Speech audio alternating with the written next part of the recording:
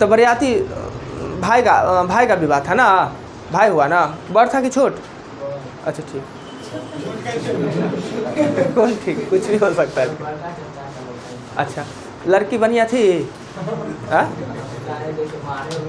उतना देखो नहीं कि मार हो गया, काहे ला मारपीट हो गया?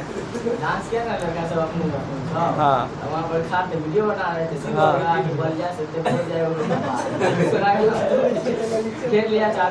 आप ही से झगड़ा हो गया? उसके बाद लड़की का भाई हमको बचाया था, फिर भाई वहाँ से। अरे बाप रे, और क्या कुछ बदमाशी करते होइएगा। नेपाल गए थे, साबुन ले लेते, नेपाल गए थे बचे। अच्छा, फिर खाना पीना खाए ना? क्या सब खिलाया? मछली भात?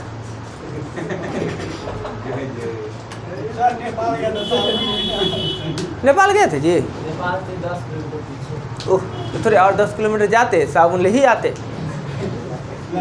याद नहीं था ना? अजय शिवम जी थोड़ा झाड़ के पढ़ी।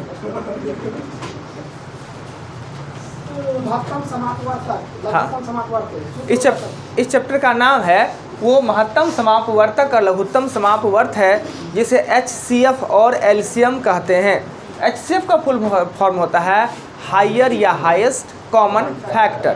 फैक्टर मतलब होता है समापवर्तक, गुणनखंड जो कि निश्चित होता है। लघुत्तम समापवर्त होता है जिसका फुल फॉर्म होता है LCM का फुल होता है लघुत्तम लोएस्ट कॉमन मल्टीपल। मल्टीपल का मतलब होता है समापवर्त, जिसका अर्थ होता है गुणज ना, जो कि अनंत तक जाता है, राइट। इसके लिए एक फार्मूला का यूज किया जाता है, जो कि फार्मूला है प्रथम संख्या गुने दूसरी संख्या। एक ही सूत्र इसमें है, कुल मिला के सूत्र के नाम पर एक है, यानी प्रथम संख्या गुने दूसरी संख्या बराबर LCM गुने SCM। एक सूत्र। ऐसे एक और सूत्र होता है जो कि किताब में क्वेश्चन भी नहीं है, आता भी नहीं है, कभी कोई बड़े बड़े एग्जामिनेशन में पूछ देता है कि संख्या 2 ना होके संख्या 3 हो जाता तो क्या करते? संख्या 2 ना होके संख्या 3 हो जाते तो क्या यही फार्मूला लिखते? तो फार्मूला बदल जाता है। ऐसे आपकी किताब में एक भी क्वेश्चन ऐसा नहीं है कि 3 संख्या दे। अगर बाय द वे 3 संख्या दे दे तो क्या करेंगे? यहाँ 2 संख्या नहीं दे के प्रश्न में 3 संख्या दे दे तो क्या करेंगे? तो उसके लिए सूत्र होता है 3 संख्या हो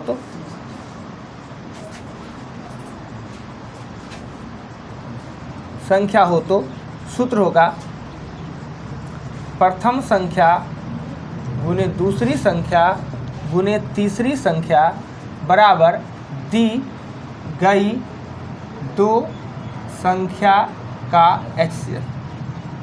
दी गई 2 संख्या का HCF, हमेशा 2 संख्या देगा, तीसरी संख्या पूछेगा। दी गई 2 संख्या का HCF गुने LCM गुने HCF, यानी गुने होल का LCM होल का HCF, और जो 2 संख्या दिया गया है उस दोनों का HCF। अगर 3 संख्या दिया हो तो इस फार्मूला का यूज करेंगे, जो कि दिया ही नहीं है क्वेश्चन एक भी। कभी कदाल कभी कोई SSC में UDCR में पूछ दिया है, किताब में नहीं देता है, फिर भी जान लीजिए। सबसे पहले हम चर्चा ही करते हैं कि चैप्टर का नाम है LCM और SCF। LCM का मतलब होता है, LCM कहता तो है कि लोएस्ट कॉमन मल्टीपल, कहता तो है छोटी से छोटी संख्या ज्ञात करने के लिए, पर प्राप्त इसमें जो संख्या होता है वो सभी संख्या में सबसे बड़ा होता है या उससे भी बराबर होता है।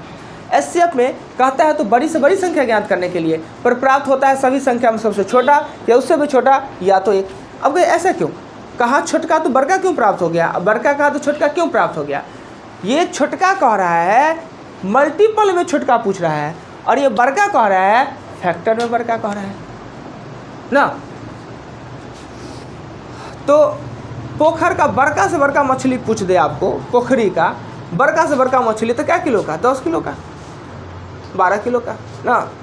और समुद्र में पूछ दे छोटको से छोटका मछली तो 100 किलो का, 200 किलो का।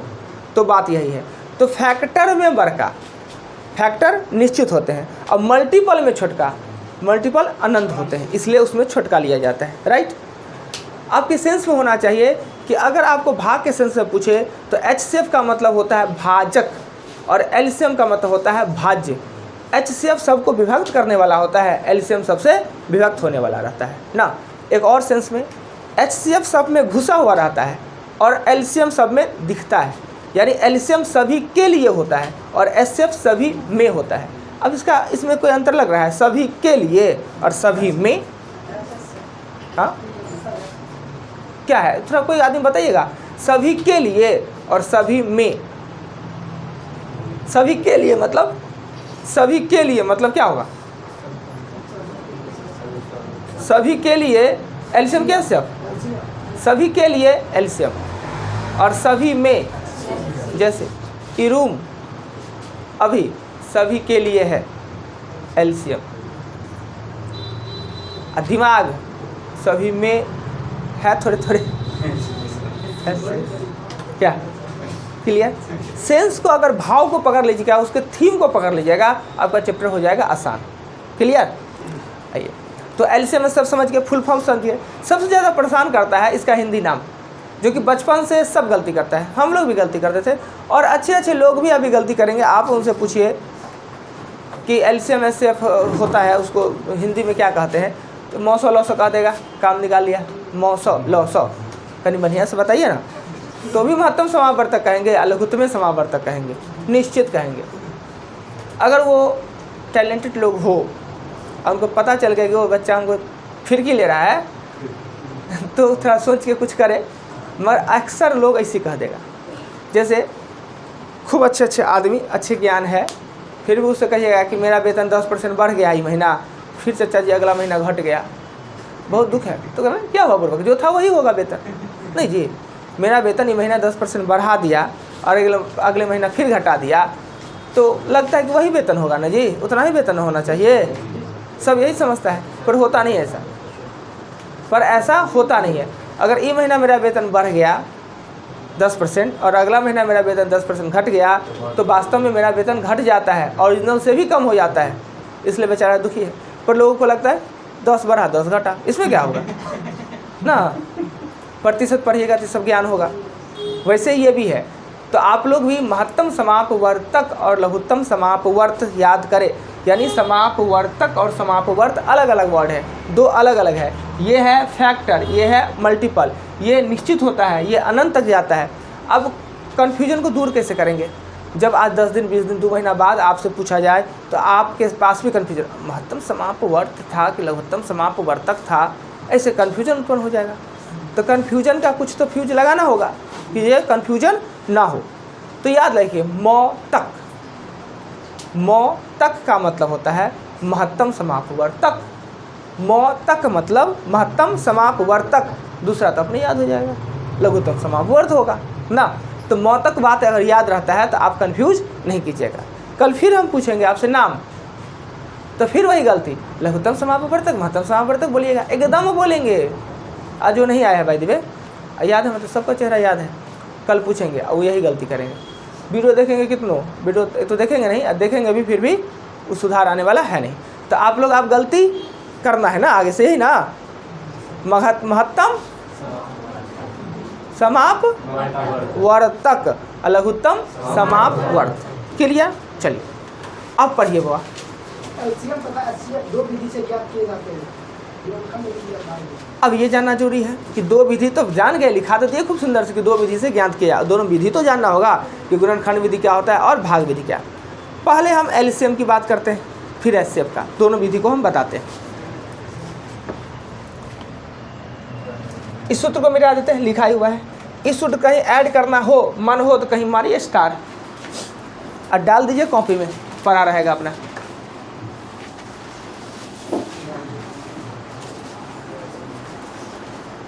क्या करते आँख बंद कैसे जी? तो मंत्र पढ़ रहे थे कि ध्यान। एगो कहाँ गए जी? क्लास में डेली एक टिप मार देने वाले और नहीं आए। एक टिप डेली मार देते हैं वो। अब पिछल का बेंच पे बैठेंगे ना तब रिलैक्स लगेगा, हवा लगता है ना, मन अलसे आ जाता है। ये आज कहाँ है जी हीरो?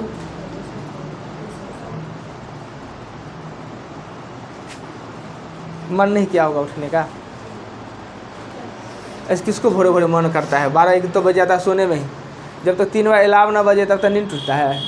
हम अपने 3 बार सेट किए हुए हैं, 3 बार कहते ना अब उठना ही पड़ेगा 5-5 मिनट पर। मगर उस सोने का मज़ा ना पूरे रात का मज़ा से ज़्यादा आता है। फिर बजा बंद कर दीजिए, सो जाइए, और फिर बजा, फिर बंद कर, फिर सो जाए। आव ने, तीसरा बार तो भगवान माफ़ नहीं करते, अब उठना ही पड़ेगा। हाँ लिख लिए, मिटा दे। राखी जी को मन होता है कि इनको खुरलूस मास्टर हो, एकदम चंडाल की तरह, देखने वाले चंडाल की तरह, एकदम भारी भारी बात बोले, गरज के बोले, डांट के बोले। नहीं हाँ, तो थे कहाँ पर जी? 2 विधि ना।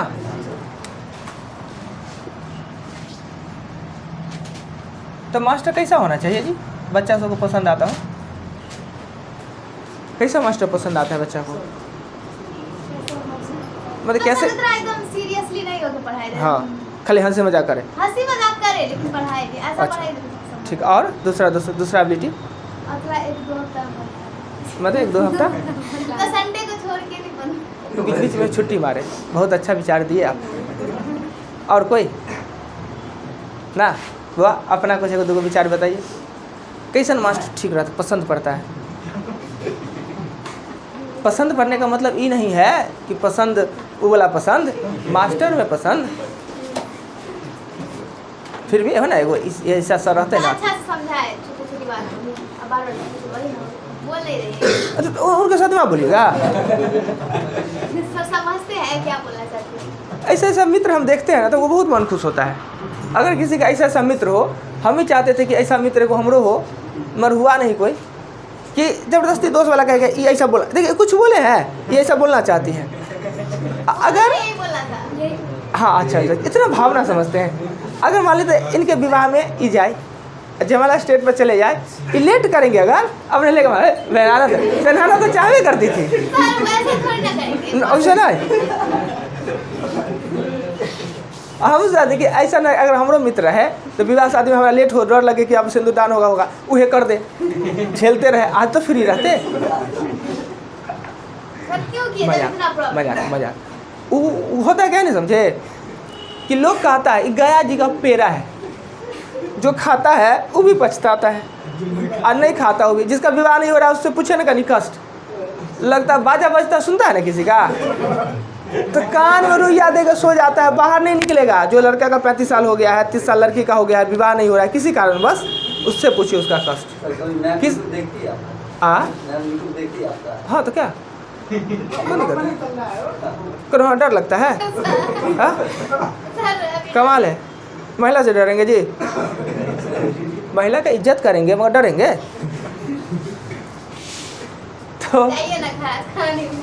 तो क्या क्या क्या बता रहे थे जी? भूल गए, बीच में क्या टोक दिए? कौन बात बता रहे थे?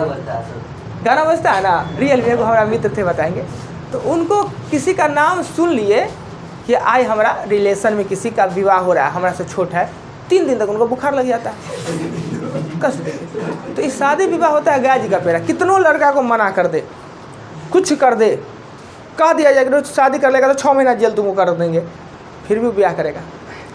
हमारा भी कहावत था, सब हम समझाया जाता था, हमको भी सब बोला जाता था कि विवाह शादी ना जीवन झंड हो जाता है, नर्क हो जाता है, नरकों में ठलम से पृथ्वी पर नर्क वही है। और ये ऐसा लड्डू है जो खाए वो भी बेचता है, जो ना खाए वही पछता है। तो हम कहते पछताना ही तो खा के पछताएंगे, कमाल है, टेस्टो तो जानेंगे। मगर ये बात है, ये बात हम आप बता रहे हैं, खाने से पहले वाला पछताने और खाने के बाद वाला बहुत कष्टकारी होता है। पढ़ाई पे चलते हैं जी, 2 विधि। थोड़े बीच बीच में क्या करेंगे, वीडियो में तो मज़ा आएगा देखने में। 2 विधि, पहले एलसीएम। मान लेते हैं 2 संख्या है, 16 और 24, 2 संख्या है, इसे निकालना है एलसीएम। तो पहले भाग गुणनखंड विधि का, जो खराब विधि है उसका पहले चर्चा करेंगे। गुणनखंड विधि ना, तो गुणनखंड विधि में क्या करता है कि 16 है और 24 है। तो एलसीएम का मतलब होता है, एलसीएम का मतलब लोएस्ट कॉमन मल्टीपल, यानी मल्टीपल में जो सबसे पहला कॉमन हो जाएगा वही एलसीएम। मल्टीपल में जो सबसे पहला कॉमन हो जाए उस, तो 16 का लिखेंगे 16, 16 दूना 32, 16 तिया 48, 24, 24 दूना 48। सबसे छोटका कॉमन क्या हुआ? 48, यही इसका हो गया आंसर। तो कहते हो भाई तो अच्छा तो था चीज तो तुरंत हो गया एलसीएम। अगर यही संख्या बरकरार रहता तो मल्टीपल करना कितना आसान होता। अगर ये रहता 216, ये रहता 324, तो मल्टीपल करना आसान रहता, टफ ना हो जाता। इसलिए ये जो गुणनखंड विधि है बकवास विधि है। गुणनखंड मतलब एडिंग विधि हुआ, और भाग विधि मतलब तोड़ने वाला विधि हुआ, डिवाइड विधि हुआ। यानी तोड़ना कहीं आसान होता है जोड़ना से ना, इसलिए ये विधि आपने देखा, ये आसान लग गया। ये क्या है? नहीं समझे? देखिए 16 और 24 का एलसीएम ज्ञात करना है। कितने विधि से? 2 विधि से। एक तो कहते हैं गुणनखंड विधि, ये विधि हमने जो बताया गुणनखंड विधि। अब बताएंगे वो भाग विधि। गुणनखंड विधि का मतलब एलसीएम, लोएस्ट कॉमन मल्टीपल, यानी मल्टीपल में जो सबसे छोटका कॉमन हो जाए वो आंसर। इसका हमने मल्टीपल लिखा 16, 32, 48, कितना 56, 48 बाद 64, अच्छा 64, 16 चौका 64, 16 पंचे 80। 16 का टेबल तो था तो लिख लिए, पढ़ दिए, पर 24 का टेबल याद रहेगा तब ना। 24 दूना 48, 3 72। अब देखिए ये लिख रहे थे, इसमें सबसे छोटका कॉमन क्या है दोनों में? लोएस्ट कॉमन मल्टीपल, तो मल्टीपल में सबसे छोटका कॉमन क्या है? 48 और 48, हो गया आंसर। इसे कहते हैं गुणनखंड विधि, जो कि होता है बकवास विधि, होता है भारी, जिसका यूज कोई करता नहीं है। अगर ये 16 था, बड़ा बड़ा संख्या होता तो क्या करते? तब हम गुना कितना तक लिखते रहते, आसान होता, टफ हो जाता। अब दूसरा आता है भाग विधि। भाग विधि, भाग विधि में यही 16 और 24 का एलसीएम निकालना रहता, तो ऐसे एक स्ट्रक्चर तैयार करते हैं। और इस विधि में क्या होता है कि संख्या 2 है, 3 है, 4 है, आपको सबसे पहले ट्राई करना चाहिए 2 से। क्या 2 से 2 को कोई पद कट रहा है? कम से कम 2 को, सब कटे अच्छा बात है, 3 कटे 4 कटे चलेगा, पर कम से कम 2 पद कटना चाहिए। तो 2 से हमने काटा, 2 से 8 और 12। फिर हमें चेक करना है क्या 2 से कट, फिर तो कट नहीं रहा है, कट रहा है तो 2 से लगाएंगे, 2 से 4 और 6। फिर चेक करेंगे क्या 2 से फिर कट रहा है, जब तक कटते रहे काटते रहेंगे 2 से, तो 2 और 3। अब 2 एक पद है, 2 से कटने वाला 1 गो है, 3 से कटने वाला 1 गो है। जब ये किसी से नहीं कट रहा है तो इसको खुले छोड़ देंगे। अच्छा, सब खुला वाला को गुना कर देंगे, तो गुना कर देंगे 2 गुने 2 गुने 2 गुने 2 गुने 3, तो हो गया 48। इस विधि को कहते हैं भाग विधि। यह गुणनखंड विधि था या भाग विधि, इसको माइंड में रखिए मत, बड़ी बेकार विधि है, कोई काम का नहीं है ना। अब हम इसी संख्या क्या करेंगे, एचसीएफ ज्ञात करेंगे दोनों विधि से ना। मिटाते हैं, मिटा दे।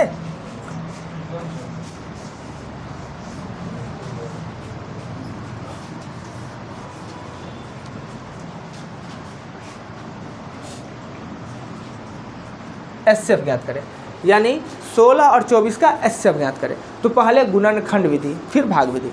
गुणनखंड विधि में क्या करेंगे, 16 है और 24 है, हायर कॉमन फैक्टर, फैक्टर में जो सबसे बड़ा कॉमन, फैक्टर में जो सबसे बड़ा, इसका फैक्टर तोड़ेंगे तो होगा 1 2 4 8 16, जी ना। फैक्टर के बारे में लिखाएंगे कि समापवर्तक किसी संख्या का निश्चित होता है जिसमें सबसे छोटा 1 और सबसे बड़ा संख्या खुद ही होता है। 24 का लिखाएंगे तो होगा 1 2 3 4 6 8 12 24। कॉमन तो ए भी है, ए भी है, ए भी है और ए भी है। कॉमन इसमें कितना है, 4 गो, पर नाम में से लगता है हायर कॉमन फैक्टर, यानी फैक्टरों में कॉमन जो सबसे बड़ा हो तो क्या है 8, ये 8 हो जाता है। इस विधि को कहते हैं गुणनखंड विधि से एचसीएफ ज्ञात करना। फिर यही 16 और 24 का एचसीएफ निकालना है भाग विधि से। हमेशा याद रखिए, जोड़ने से आसान होता है तोड़ना। 2 आदमी को झगड़ा हो, 16 कराने में पसीना छूट जाना है, लड़ाई 2 मिनट में करवा देना है, तोड़ना क्या जी कला। तो भाग विधि 24 जैसे भाग बनाते हैं वैसे बनाएंगे। ये में क्या है, 16 से भाग दे देंगे 1 मरतबे। अंतिम जो शेषफल होता है वो अगले पद के लिए भाजक हो जाता है, तो इसे 1 मरतबे लगाएंगे 16।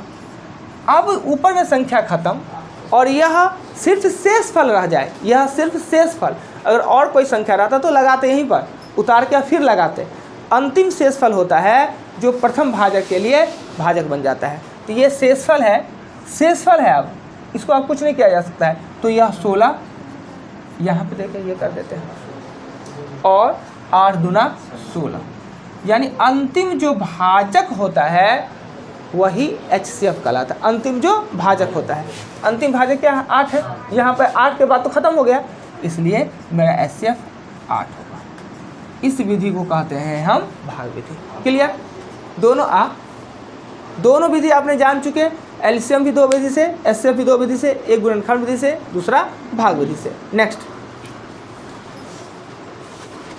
अगला पॉइंट, एलसीएम का फुल फॉर्म होता है लोएस्ट कॉमन मल्टीपल। हाँ, और एचसीएफ का होता है हाईएस्ट कॉमन फैक्टर। ठीक है। एचसीएफ को कभी जीसीडी से भी लिखा जाता है। HCF का दूसरा नाम GCD, कभी कभी HCF को कहीं कहीं या कभी कभी GCD भी लिख दिया जाता है, अर्थात होता है ग्रेटेस्ट कॉमन डिविडेंड होता है ना, मतलब वही HCF ही हुआ। अब वो देख के हम घबरा नहीं जाना, अरे भाई ये तो सर पर है नहीं, ई का मतलब क्या होता है? ई का मतलब वही होता है क्या? नेक्स्ट, एलसीएम सभी के लिए होता है तथा एचसीएफ सभी में होता है। वो तो समझ गया, रूम और दिमाग वाला बात। आगे, प्रश्न में यदि छोटी से छोटी संख्या ज्ञात करने को कहे तो हम एलसीएम ज्ञात करते हैं। हाँ, अब देखिए कि नाम से लगता है एलसीएम, एल मतलब क्या? लिस्ट, छोटी से छोटी का है तो हम एलसीएम, और HCF हायर यानी बड़ी से बड़ी संख्या का है तो HCF। इसमें क्या दिमाग लगाने का चाहिए जी? एलसीएम छोटी कहते हो तो हम एलसीएम ज्ञात करेंगे, बड़ी का है तो HCF। आयु हमें कंफ्यूज कर जाएंगे, 2 दिन के बाद पूछेंगे छोटी संख्या ज्ञात करने को है तो कहेंगे HCF करेंगे। अरे भाई छोटी मतलब एलसीएम, छोटी मतलब लिस्ट मतलब एल मतलब एलसीएम, बड़ी से बड़ी मतलब हायर या हाईएस्ट HCF। नेक्स्ट, एलसीएम में क्या होता है कि एलसीएम के प्रश्न में जितने भी काम होते हैं वो जोड़ घटाव का बाद में शेषफल को जोड़ा जाता है, जबकि जोड़ना कहे तो घटाते हैं, घटाना कहे तो जोड़ेंगे, क्योंकि काम पीछे से उल्टा होता है। ये बात पूरा याद होना जरूरी है, एक लाइन में याद होना चाहिए कि प्रश्न में यदि छोटी से छोटी संख्या ज्ञात करने को कहे तो हम एलसीएम ज्ञात करते हैं। एलसीएम के प्रश्न में जोड़ घटाव का काम बाद में किया जाता है तथा शेषफल को जोड़ा जाता है। प्रश्न में यदि जोड़ने की बात कहे तो घटाते हैं, घटाने की बात कहे तो जोड़ते हैं। ऐसा इसलिए कि काम बाद में पीछे से उल्टा होता है, जबकि बड़ी से बड़ी संख्या ज्ञात करने को कहे तो हम HCF ज्ञात करते हैं। HCF में जोड़ घटाव काम पहले करते हैं, शेषफल को घटा देते हैं। उसमें जोड़ते थे बाद में, इसमें शेषफल को पहले घटा देते हैं। नेक्स्ट, अब सीधा सा आपकी बात आया, छोटी से छोटी संख्या मतलब एलसीएम, बड़ी से बड़ी संख्या मतलब HCF। पर यदि प्रश्न में अंकों की छोटी से छोटी कहे या बड़ी से बड़ी, तो आप दिमाग में रखिए, सर तो छोटी से छोटी संख्या में कहें एलसीएम और बड़ी से बड़ी में कहे हैं HCF, हम यही करेंगे। पर प्रश्न में यदि अंकों की बड़ी से बड़ी या छोटी से छोटी कह दे तो क्या करेंगे? अंकों की कह दे, 4 अंकों की बड़ी से बड़ी कहे तो भी एलसीएम, और 4 अंकों की छोटी से छोटी कहे तो भी एलसीएम। तो यह आप याद रखिएगा, सीधे छोटी से छोटी मतलब एलसीएम, सीधे बड़ी से बड़ी मतलब HCF। अंकों की छोटी से छोटी का है या बड़ी से बड़ी का है, हम एलसीएम ही ज्ञात करेंगे। याद रहेगा इतना, इतने पर टिक ऑफ मारिए, बाकी का नोट्स कल समझाया जाएगा। अब लिखेंगे जीके, टिक मार लीजिए वहाँ पे।